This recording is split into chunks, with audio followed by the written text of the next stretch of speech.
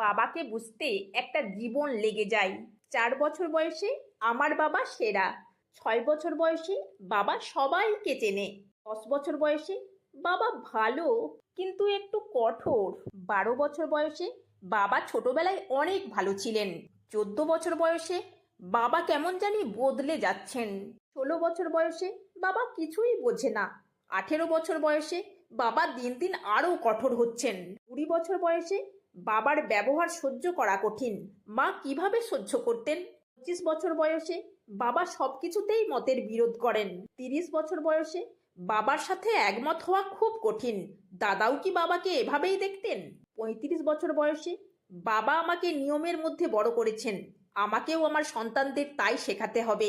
40 বছর বয়সে বাবা এত কষ্ট করে আমাদের বড় করেছেন আমি বুঝতে পারছি।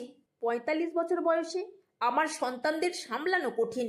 বাবা কত কষ্ট করেছেন আমাদের ঠিক পথে রাখতে। 50 বছর বয়সে বাবা সব কিছু দীর্ঘমেয়াদী পরিকল্পনা করতেন। তিনি ছিলেন দয়ালু ও বিশেষ একজন মানুষ।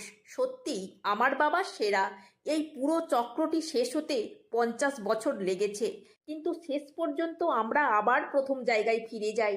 আমার বাবা সেরা। যাদের বাবা বেঁচে আছেন তাদের সম্মান করুন, ভালোবাসুন।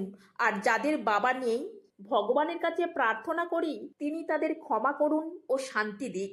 আমরা চাই আমাদের সন্তানরা যেন আমাদের আরো ভালোবাসে ও সম্মান করে, যেমনটা আমরা আমাদের বাবাকে করেছি বা করতে পারিনি।